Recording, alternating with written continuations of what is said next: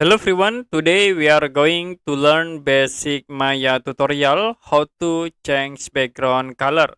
So if you want to change background color in Maya, you can go to Windows menu, click on settings preference and then click color settings. For it, you can see we have this color dialog box and you can click on 3D view, choose the background to change your background. Click and will be appear for the color picker. So as example, I will set into another color. Okay, you can click at this color and then move again into here. Now the background color will be automatically changed. You can click again to change.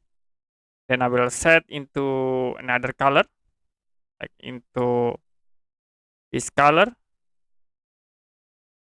and click save if you want to save this background.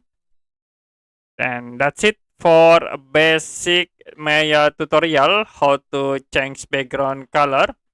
If you have any question about tutorial, you can comment below this video.